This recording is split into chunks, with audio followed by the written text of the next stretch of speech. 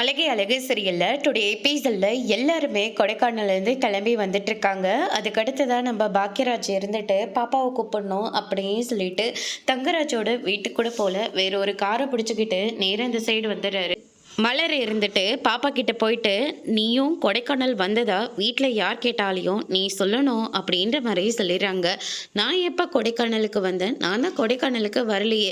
பாட்டியோட வீட்டில் மாமா கூடயும் பாட்டி கூடயும் தானே நான் இருந்தேன் அப்படின்ற மாதிரி சொன்ன உடனே அவங்க கேட்டால் நீ இப்படி தான் சொல்லணும், மாற்றி கீத்தி சொல்லிட்டீங்கன்னா வீட்டில் பெரிய பிரச்சனை ஆகிடுமா அப்படின்ற மாதிரி சொல்கிறாங்க.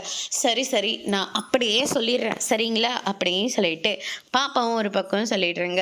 அதை கேட்ட உடனே நம்ம மலர் ரொம்பவே சந்தோஷமா இருக்காங்க. ஒரு வழியா வீட்டுக்கும் வந்துடுறாங்க. பாப்பாவை கூப்பிட்டு, ஆமாம் கையில் பொம்மைலாம் இருக்கியே, நிறைய பொம்மை வாங்கிட்டு வந்தியா? நான் வாங்கிட்டு வரல, பாட்டி மாமா தாத்தாலாம் வாங்கி கொடுத்தாங்க அப்படின்ற மாதிரி சொல்கிறாங்க. என்ன மாமா வாங்கி கொடுத்தாங்களா அப்படின்னு சொல்லிட்டு அவங்க பாட்டி ரொம்பவே ஷாக் ஆகவும், அதுக்கடுத்து தான் நம்ம மதியம் இருந்துட்டு அவங்க தங்கராஜ் மாமாவை தான் மாமான்னு சொல்கிறா அப்படின்ற மாதிரி சொல்லி சமாளிக்கிறாங்க.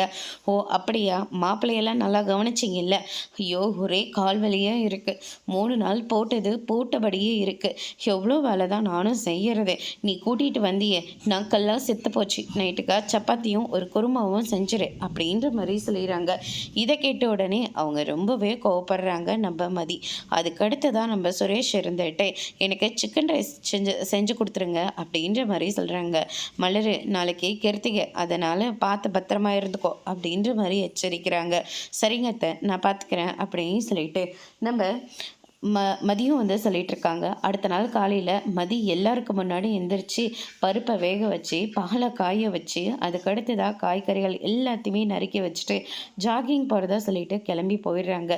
இவ என்ன இப்படி இருக்கா, இவளன்னு திருந்தவே மாட்டா போல இருக்கு. நீ உன்னோட உத்தியோகம் எப்படி, நீங்கள் பர்மிஷன் கொடுத்தீங்கன்னா நானும் போவேன் அப்படின்ற மாதிரி சொல்கிறாங்க. இதை கேட்டோன்னே வீட்டில் இருக்கிற வேலையெல்லாம் யார் செய்வாங்களா அப்படின்னா என் விதி இப்படியே தான் போகும் அப்படின்ற மாதிரி மலர் நக்கலாக சொல்லிட்டு அங்கேருந்து கிளம்புறாங்க. அதோடு முடிச்சிருக்காங்க.